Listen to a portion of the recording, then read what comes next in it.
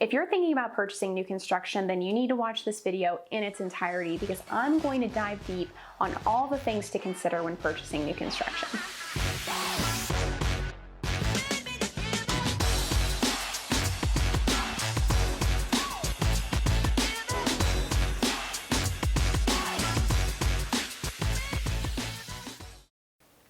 Hi everyone, Mariah Taliaferro with Premier Sotheby's. I'm excited to be filming this video. I've had the pleasure of representing 3 new construction projects, and that's representing the seller. And also my family and I, we purchased multiple properties, new construction and pre-construction. So I can really give you some sound advice based on my experience representing a seller and being a buyer.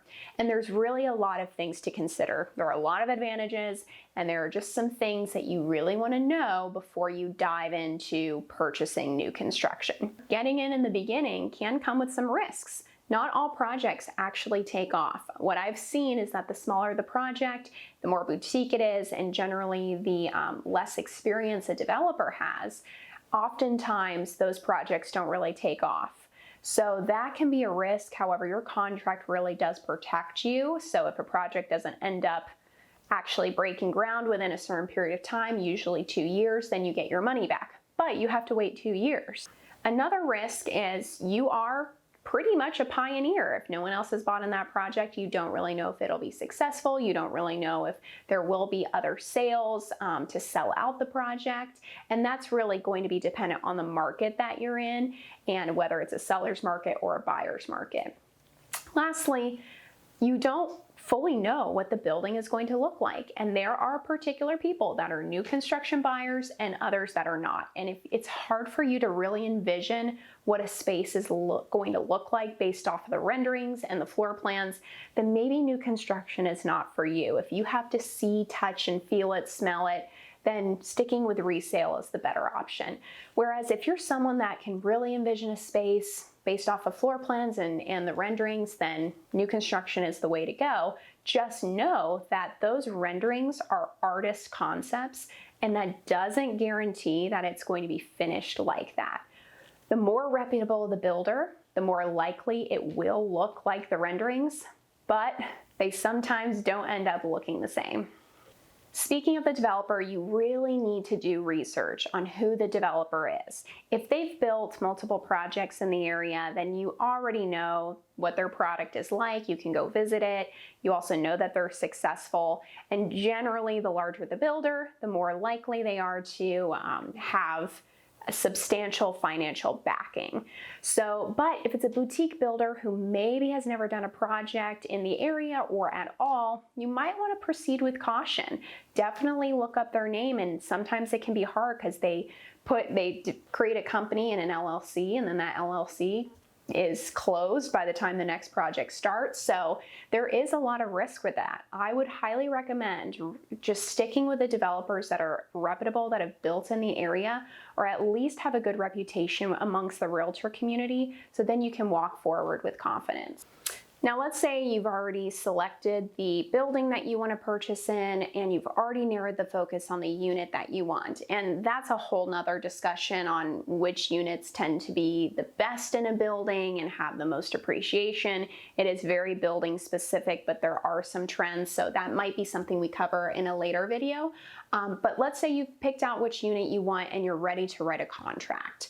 In the state of Florida, it is law that if you're a buyer, you have 15 days to review the contract, make any changes, and essentially cancel the contract for any reason and get your deposit back. So that's called the 15-day right of rescission period. That's in all new construction condominium contracts. With that said though, the contract is always written in the favor of the developer. So I highly recommend having an attorney review your contract during that 15-day period and having them recommend changes to be made. You really want to pick a lawyer that has reviewed new construction contracts in the past, and the main reason is they know what a developer is willing to negotiate on and what they're not. I have seen it countless times where you get a lawyer that doesn't really deal with real estate or new construction, and they will pick that contract apart and really make the developer not want to work with you. So this is kind of the most important step because it sets the stage for the relationship between you and that developer, which is going to be the relationship over 2, 3, 4, even longer years. Apart from terms in the contract, which your attorney will recommend, there are a number of things that a developer will negotiate on. Just know they're never, I shouldn't say never, but generally they're not going to want to negotiate on price. That sets a precedence in the market and they want to keep the price where it is. Sometimes though, especially when you're getting in the beginning of the project, you can get credits to go towards finishes and selections, any upgrades that you want to make, or you can also get credits towards closing costs. Some developers will also pay for your first year of HOA dues. So things like that you can get creative with, but generally they're going to be willing to put money towards closing costs or credits for finishes and upgrades. Another thing you really need to keep in mind is the timeline. The larger the building and the project, the longer the timeline will be for completion. And a completion date is by no means guaranteed. It can take a while for that project to get off the ground. They have to lock in construction financing, they have to get permits, so there are a lot of moving pieces before they can even break ground. And once they break ground, there are multiple steps to getting additional permits, inspections, and things like that. As a rule of thumb, I always tack on an additional 3 months when anytime a developer quotes that their completion date is going to be a certain time. So like for instance, if they say, oh, it's going to be first quarter of 22, I'm like, okay, it's probably going to be summer of 22. That's assuming that they break ground on time and everything else is moving forward as expected.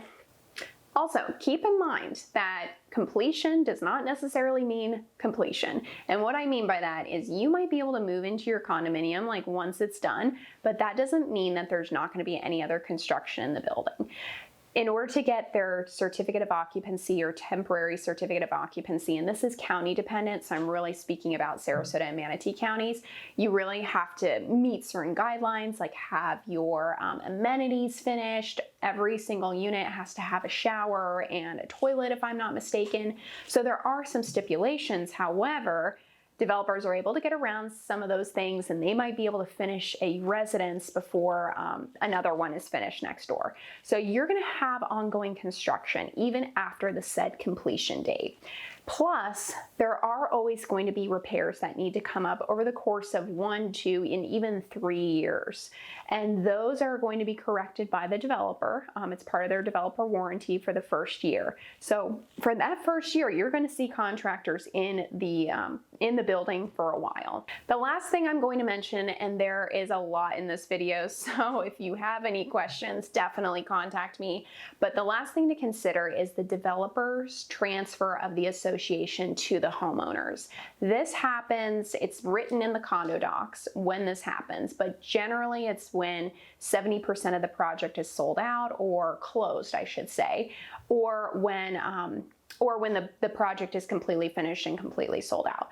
So either of those two things have to happen, and that can get a little confusing. But what you need to know as a homeowner is that when that process begins, typically a homeowners association will have a thorough inspection done of the building, and they'll notate all the things that the developer and contractors need to do in order for them to be done with the project, essentially. That's where a lot of disputes come into play.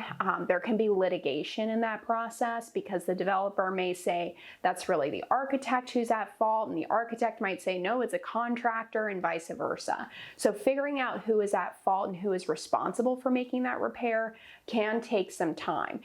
Generally, things will just fall into place and everything will fix itself, but there are times when there are long litigations and they can cost each homeowner a certain amount of money to go towards legal fees. So every condominium is different, every situation is different, but just know that there is that risk. Again, going back to finding a reputable developer is the most important thing.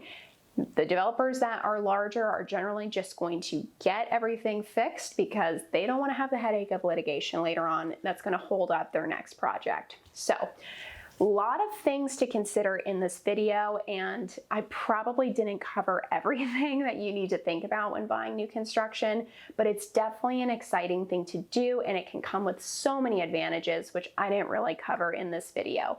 So anytime you have questions about buying new construction here in the state of Florida, I'm just a phone call away, or please leave your comments below. More than happy to assist. Thanks so much for tuning in.